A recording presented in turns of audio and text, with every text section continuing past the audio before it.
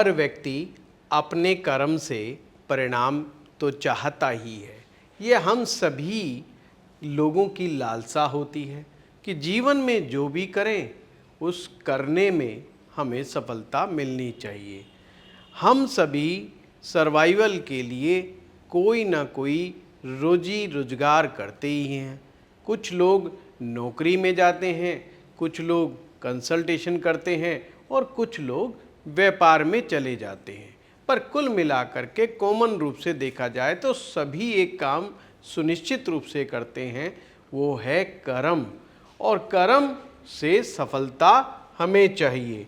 तो ज्योतिष में कर्म और उसकी सफलता को समझने के लिए हमारे पास कुंडली में 10वां भाव होता है।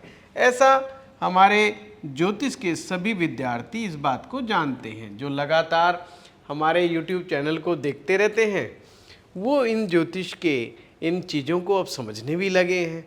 और कमाल की बात तो ये, बहुत सारे दर्शक ज्योतिष को अच्छे तरह से समझने लगे हैं। चलिए जो नए हैं उनके लिए हम बता दें कि हम जिक्र कर रहे हैं, हम बात कर रहे हैं 10वें भाव की। 10वां भाव जो कि सफलता का भाव है। क्या क्या देखते हैं हम इससे? हम इससे देखते हैं कैरियर, पेशा, यानी कि प्रोफेशन और कैरियर हम कुंडली के 10वें भाव से देखते हैं। समाज में प्रतिष्ठा कैसी होनी चाहिए, समाज में उसका स्टेटस 10वां भाव डिसाइड करता है। जीवन की उपलब्धियां और कार्य क्षेत्र में सफलता और नेतृत्व क्षमता, यानी कि व्यक्ति के अंदर लीडरशिप क्वालिटी, ये सब के सब बातें 10वें भाव से देखा जाती हैं। एक सिंपल लाइन में सीखें या समझें, 10 मेष यानी कि 10वां भाव और 10वें भाव का स्वामी जितने अच्छे हालात में होंगे जन्म पत्रिका में, उतना ही व्यक्ति को ज़्यादा मात्रा में सफलता हासिल होगी, उतना ही व्यक्ति को नेम फेम प्राप्त होगा। अब समस्या कहाँ आती है? समस्या आती है स्टूडेंट्स के सामने जब 10वें भाव का स्वामी जन्म पत्रिका में 3रे भाव में चला जाए, 6ठे भाव में चला जाए और 8वें भाव में चला जाए। अब ये जो 3, 6, 8 ये जो भाव हैं इन्हें अच्छा नहीं माना जाता और ऐसा माना जाता है कि ये 10वें भाव का स्वामी अगर इन हाउसेस में जाएगा तो ऐसे व्यक्ति को जीवन में स्ट्रगल बहुत ज़्यादा करना पड़ेगा। पर क्या ये वास्तविकता है? क्या ये जो कहा जा रहा है ये ज्योतिष का सूत्र है? नहीं, इसको बड़े ढंग से समझने की आवश्यकता है। इसे गहराई में इसके सूत्र के उतरना होगा। आइए फिर से हम समझते हैं और ढंग से समझते हैं। 2 बातें होती हैं। एक होता है कि किसी भाव को या ग्रह को कुंडली क्या समझती है, कुंडली के, यानी कि एक एग्जाम्पल चार्ट लेते हैं हम, कोई एक कुंडली बनाते हैं किसी व्यक्ति की, रैंडमली बनाते हैं और ये मानते हैं, ये मान लीजिए ये सिंह लगन है। सिंह लगन में 10वें भाव का स्वामी, सिंह लगन 10वें भाव का जो स्वामी होता है वो शुक्र ग्रह होता है। तो पहली चीज तो है कुंडली के अनुसार, कुंडली के अनुसार सफलता का जो मालिक ग्रह है वो शुक्र है। दूसरा होता है भाव के अनुसार। भाव के अनुसार का मतलब ये है कि 10th का लॉर्ड, 10वें भाव का स्वामी। अब हमें करना क्या है? करना मात्र ये है कि हमें समझने का प्रयास करना है कि 10वें भाव का स्वामी यदि 3रे भाव में चला जाए तो ये कैसा होगा। तो यहाँ पर गिनेंगे 1, 2, 3, 4, 5 और 6। 10th का लॉर्ड जब भी छठे भाव में जाता है तो उसको बहुत बेहतर तो नहीं माना जाता, स्ट्रगलफुल माना जाता है। पर यहाँ पर एक अपवाद है, उस अपवाद को अगर बिना समझे हम आगे बढ़ गए तो गलती होने के चांसेस हैं। 3 ग्रह, मंगल ग्रह, शनि ग्रह और राहु ग्रह, ये ऐसे ग्रह माने जाते हैं जो तीसरे भाव के लिए, छठे भाव के लिए, 8वें भाव के लिए अच्छे नहीं माने जाते।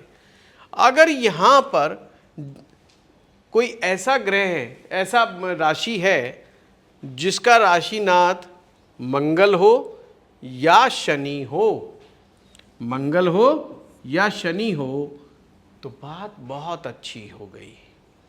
परंतु जैसे ये दिया गया उदाहरण है सिंह लगन का, सिंह लगन में तो दशम का स्वामी शुक्र है जो कि अपने से छठे भाव में चला गया, जो कि अपने से छठे भाव में जाना बहुत बेहतरीन स्थिति को नहीं दिखाता। तो एक तो लगन के अनुसार डिपेंड करता है, दूसरा ग्रह के स्वभाव के अनुसार भी डिपेंड करता है कि ये कुंडली में उसका जो रोल है वह पॉजिटिव रहेगा या नेगेटिव रहेगा। इस चीज़ का हमें ध्यान रखना पड़ेगा।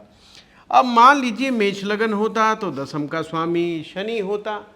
अब शनि भी अगर तीसरे भाव में बैठे, छठे भाव में बैठे, 8वें भाव में बैठे, खराब नहीं होते। तो देखा सारा पेच घूम गया। क्यों पेच घूम गया, मैं शुरू से समझाता हूँ। अभी तक हम लोगों ने सीखा था दशम भाव का स्वामी यदि केंद्र स्थान में या त्रिकोण में बैठा हो तो वह उत्तम फलदायी होता है, यानी कि ऐसे लोगों को सफलता जीवन में आसानी से मिल जाती है। पर जैसे ही हमारे दिमाग में ये आता है सूत्र नंबर 2, सूत्र नंबर 2 क्या है कि यदि दशम भाव का स्वामी कुंडली के तीसरे भाव, छठे भाव, 8वें भाव, 12वें भाव में जाता है तो व्यक्ति को अपने जीवन में स्ट्रगल करना पड़ता है। तो एकदम कन्फ्यूज़न खड़ा हो जाता है कि यार ये क्या करें, और हम डर जाते हैं। और कुछ जब यंग एज में नई नई शुरुआत होती है तो इतनी सफलता व्यक्ति को नहीं मिलती, क्योंकि सफलता प्राप्त करने के लिए कर्म के साथ साथ अच्छा भाग्य का साथ भी बहुत ज़रूरी है। जब ये दोनों चीज़ें मिलते हैं ना तो व्यक्ति जीवन में ग्रो करता है। अब ऐसे कन्फ्यूज़न को दूर करने के लिए ये बेस्ट एग्जाम्पल है कि आपको लगन के अनुसार तो देखना ही है, आपको भाव के अनुसार, भाव का मतलब ये 10th हाउस, 10th हाउस को मेन पॉइंट बना ले और यहाँ से गिनना शुरू करें 1 2 3 4 5 6, छठा आ गया। अगर दशम का लॉर्ड छठे में बैठा है तो व्यक्ति को शुरुआती दौर में संघर्ष करवाएगा, उसे काफ़ी कंपटीशन का सामना करना पड़ेगा। स्थिति स्ट्रगल पूर्ण तो है पर कंपटीशन भी उसको बड़ा टफ मिलेगा।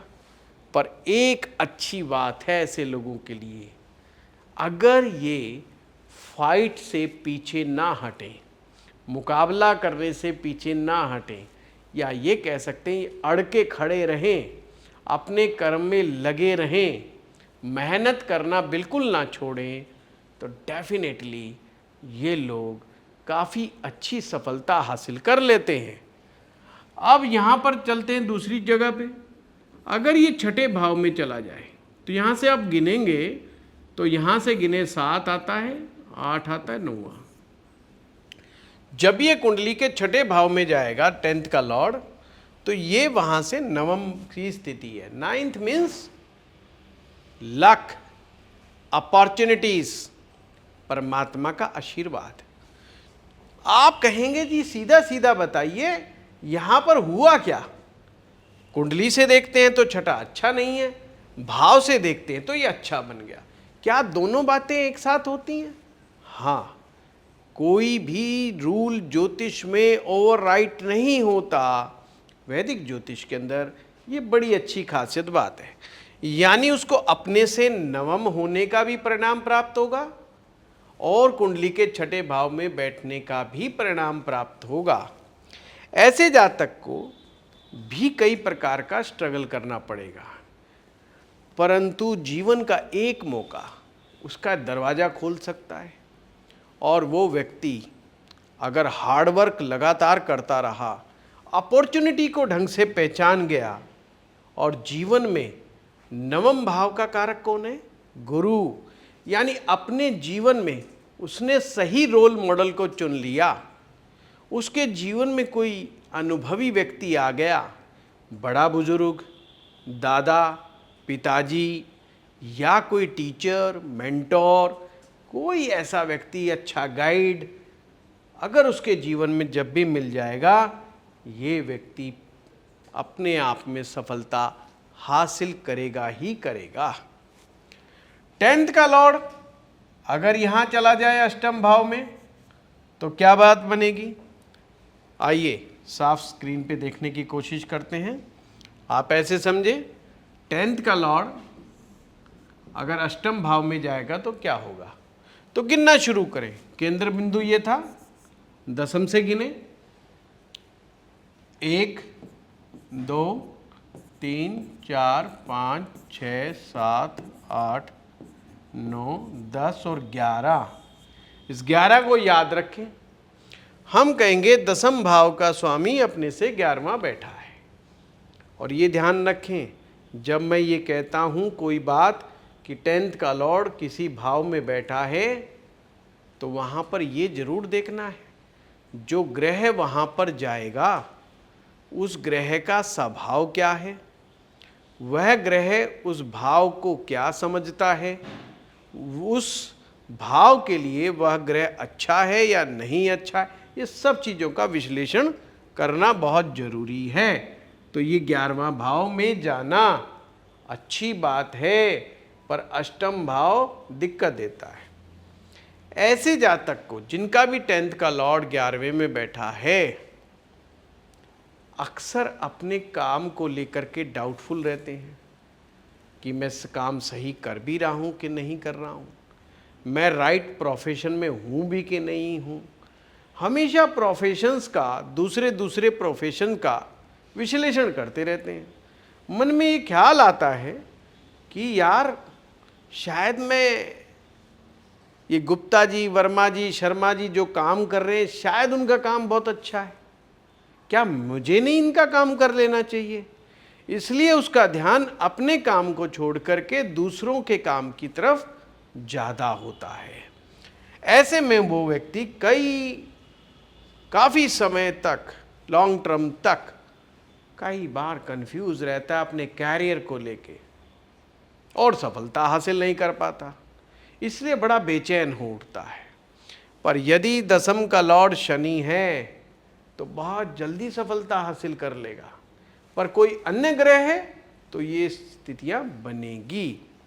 पर हाँ, एक चीज ध्यान रखने योग्य है, ऐसा व्यक्ति जितना गूढ़ विश्लेषण करेगा, जितना गहराई में जाएगा, जितना ये ऐसा व्यक्ति मनोविज्ञान को समझने का कोशिश करेगा, उतना ही अच्छे परिणाम आएंगे। और अप एंड डाउन से नहीं घबराएगा। अप एंड डाउन इनके जीवन में बड़ी अनसर्टेनिटी होती है, बड़े अप एंड डाउन्स इनको कैरियर में झेलने पड़ते हैं। तो इनसे अगर ना घबराएं और सही तरीके से उपाय करें, अपनी ऊर्जाओं को समझें और निश्चित करें कि मैं नहीं भटकूंगा, तो डेफिनेटली ये लोगों को भी एक ना एक दिन बड़ी अच्छी सफलता मिलती है।